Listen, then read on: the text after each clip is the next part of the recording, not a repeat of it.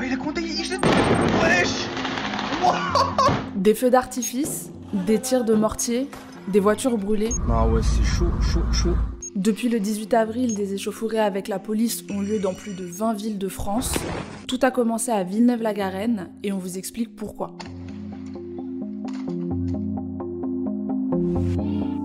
Ah, oh, sa mère la pute, sa jambe, j'avais pas vu. Oh, sa mère.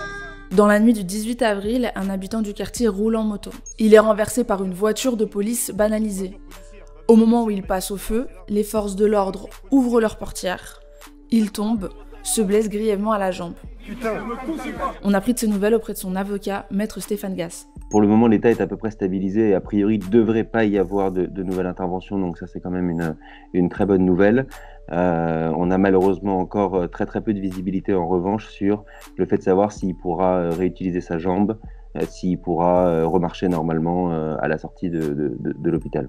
On voit notamment se déchaîner dans la presse et pas seulement dans les communiqués, que ce soit de la préfecture ou du parquet d'ailleurs, qu'on liste un certain nombre d'infractions qu'on reproche à mon client. C'est-à-dire qu'il roulait sans casque, c'est-à-dire qu'il était au-dessus de la limite autorisée de 50 km/h, et c'est-à-dire qu'il était sur une moto non homologuée et en violation du confinement. Et donc moi, la question que je me pose maintenant, c'est est-ce qu'il y a une légitimité, une proportionnalité et une nécessité des moyens employés par les policiers de faire de ce garçon, dans l'état où je vous parle aujourd'hui, au mieux un boiteux, au pire quelqu'un qui va être en chaise roulante, est-ce qu'il y a une légitimité à faire ça pour une verbalisation à hauteur de 400 € d'amende? C'est ça la question que je me pose. Les images de l'accident ont provoqué l'indignation sur les réseaux sociaux. Depuis, des altercations avec la police ont lieu dans différents quartiers de France, malgré l'appel au calme de la victime. Je vous remercie pour le soutien.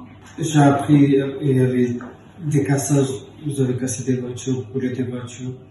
Je vous demande de rentrer chez vous, vous calmer. Et j'espère que là, ça sera bien fait. Depuis le début du confinement, il n'est pas un cas isolé. Regardez ici à Torcy, le 17 mars. Ah, doucement là-haut! Ah, vous faites quoi là? Doucement là! Là, c'était à Strasbourg le 18. Et là, à Aubervilliers, le 19 mars. La liste des violences policières est longue. Parmi les victimes, il y a Yassim et Sofiane. Tous les deux sont des Ulysses. En fait, je sortais de chez moi pour aller acheter du pain. J'ai croisé la police nez à nez avec eux dans le bâtiment. Ils m'ont rentré dans le bâtiment sans me poser de questions, sans me demander d'attestation. Ils m'ont roué de coups. Ils m'ont éclaté la tête à 2 reprises contre le mur. Voilà les effets. Et ils m'ont mis un coup de crosse de flashball en pleine tête. Sofiane, lui, est livreur chez Amazon. Il a 21 ans et il se rendait chez ses parents quand il s'est fait arrêter par 5 agents de police. À 24 heures d'intervalle, le 23 et le 24 mars, Yassim et Sofiane se seraient fait agresser par les mêmes agents de la BAC. C'est en tout cas ce qu'affirme leur avocat, maître Samim Bolaki. Peut-être que ce confinement permet de mettre en exergue la gravité de ces violences policières. Pourquoi? Parce qu'encore une fois, on n'a pas d'infraction, on n'a pas d'émeute, on n'a pas d'attroupement, on a des personnes qui sont seules. Et on a des policiers qui se sentent en pleine impunité pour faire ce qu'ils veulent, comme ils veulent, quand ils veulent. Maître Bolaki n'est pas le seul à alarmer sur ces violences. Des associations et des ONG, dont la Ligue des droits de l'homme, ont écrit un communiqué commun sur la situation.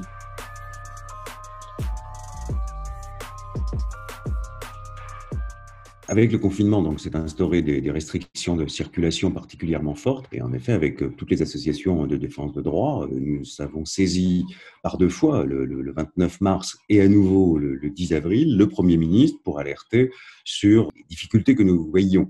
Concrètement, c'est des contrôles abusifs, c'est des amendes abusives, c'est des pratiques un petit peu violentes, voire même violentes. Et nous voyions surtout que l'information sur la possibilité de faire des recours n'était pas assurée. Un homme sans domicile fixe est même décédé au commissariat de Béziers le 8 avril. Il s'appelait Mohamed Gabzi, il avait 33 ans. Il a été arrêté pour non-respect du couvre-feu mis en place par le maire Robert Ménard. Le président de la Ligue des droits de l'homme insiste aussi sur les inégalités qui existent dans les quartiers.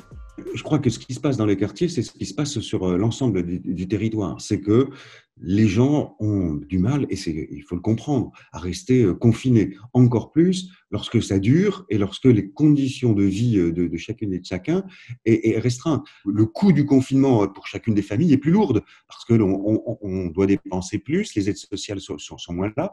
Évidemment, beaucoup sont aussi concernés par le chômage partiel quand ils n'étaient pas au chômage. Donc, les situations sociales sont plus difficiles, évidemment, dans les quartiers populaires et pour les personnes plus fragiles socialement. Il y a quelques jours, nous avons suivi l'association Intermède Robinson dans l'Essonne. Depuis le début du confinement, ils distribuent des produits de première nécessité aux habitants des hôtels sociaux, dans des cités ou dans des bidonvilles. Pendant notre reportage, certains nous ont expliqué que sans ces associations, ils n'auraient rien à manger. Et ce n'est pas un cas isolé. À Clichy-sous-Bois, les files d'attente pour les distributions alimentaires ne cessent de s'allonger. On ne peut pas effacer les problèmes d'un coup de baguette magique. On a plus peur de la police et des gendarmes que le Covid-19 parce qu'aujourd'hui, quand on sort dans la rue, on est susceptible de se faire contrôler, mais le contrôle, ça c'est pas une simple amende comme on peut le voir dans une grande partie de la population, mais c'est que nous, ce contrôle, il peut aller beaucoup plus loin. C'est un contrôle qui peut être violent, c'est un contrôle qui peut être, qui peut emmener à la mort. On a eu un mort dans ce cadre de confinement, on a eu des blessés. Donc le problème, il est là. Et qu'est-ce qu'on fait de tout ça? C'est une double peine qu'on vit.